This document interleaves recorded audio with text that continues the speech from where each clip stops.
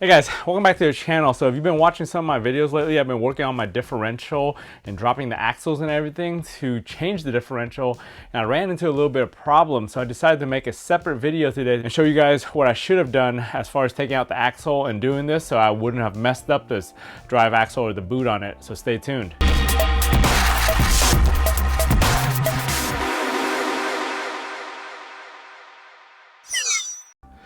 So if you guys were watching my video on the differential, when I was trying to take out this axle from the actual differential, I had a problem and I was turning this thing to try to get it loose, and I ended up ripping the boot up here. So now I have to take the whole thing out, and I'll show you guys how to take the axle out without unbolting all the suspension and everything down here. So if you guys have a issue with your hub or your bearing or your axles and you have to take out the axle, one way to take it out is to actually unbolt this whole multi-link suspension here. There's like 5 different bolts, arms, and everything that you have to take out. And it's a big pain in the ass to take these bolts out because they're huge bolts, they're stuck in there, and sometimes, depending on your weather and all the corrosion and everything in your area, these things are seized in there and you can't get them out easily. So the best way to really take out your axles is to actually drop your differential and then unbolt these and slide it out from here without unbolting any of this. Lowering the differential only takes 5 bolts plus the 4 that keep your drive shaft on. You could just drop it down, and if you have 2 people helping you, it's much easier. Or you could just use a jack and some supports and just hold it up under the car, especially if you're on jacks. In my case, I'm working with a max jack home lift right here. It gets me about 4 feet of clearance on the bottom. It's still kind of hard to work with 4 feet because you still have to kind of work under the car, but it's much better than working on the ground. If you're doing this project to replace a wheel bearing, one of the things that a lot of people mess up on when they're doing their wheel bearings, especially on this car, is they don't take out the ABS right here. So the ABS sensor goes right here, as you can see, and it plugs in. A lot of people just unplug it and they leave the actual sensor in there, and that's where they mess up, because what you're going to end up doing is you're going to break that sensor, and that's a $400 sensor from the dealer. You might be able to get it for like $200 for an aftermarket version, but it's a very expensive mistake.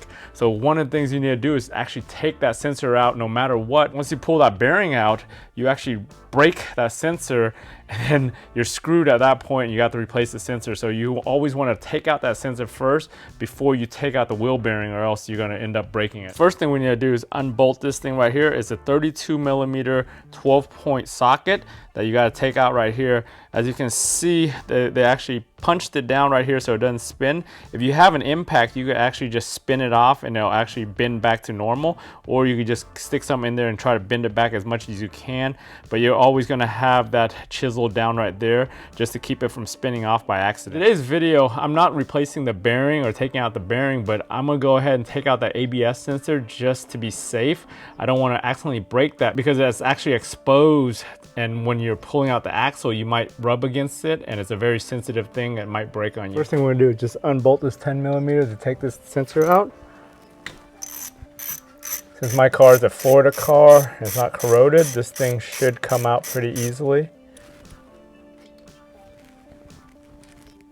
I'm not even gonna take apart the harness because I'm gonna try to pull the sensor right out from here. All right, it's not coming out all the way, but if you were doing the bearing, I would definitely recommend taking this whole thing out no matter what, just because you don't want it breaking off into there. It's much easier if you have the rotor off, actually, because then you can bend this shield away forward and then pull it straight back. But right now with the rotor here and the shield, I can't clear it enough to pull it straight out. So next thing I'm gonna do, go ahead and just shoot this thing off. I got my big old DeWalt impact here. Just make sure we get it in there in reverse on the maximum setting and just shoot it off. It should come right off.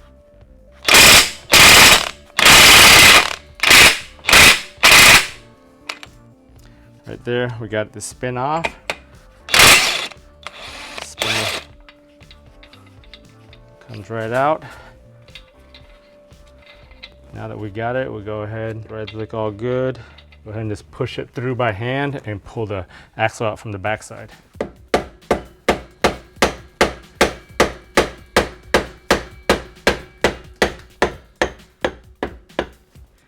Yeah, once you break it loose from the spines, it slides right through. Might have to jack the differential up a little bit just to give it a better angle. So I jacked it up a little bit, see if I get some more wiggle room to slide it out.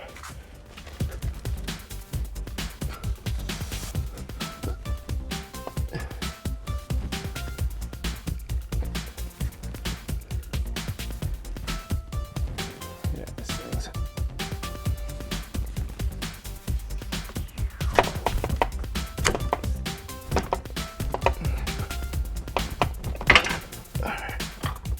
There. All right, get this baby out. Slide it clear. Get the differential down now.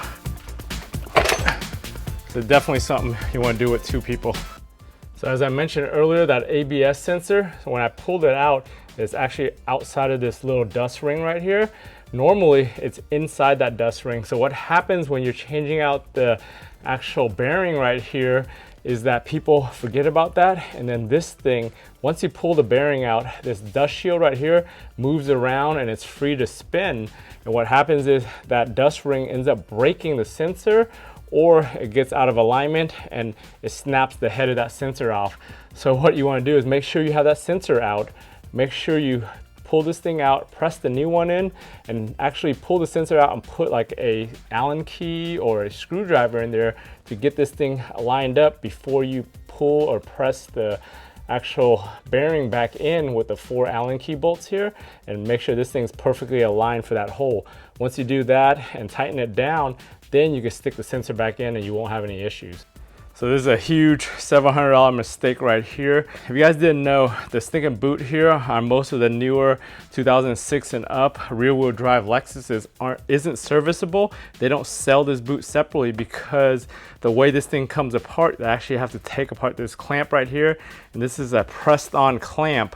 And from there, that's the only way you could actually really take it apart. You have to take this thing apart to kind of slide that whole thing out and change the boots on here. So you're kind of stuck with just buying a whole new assembly.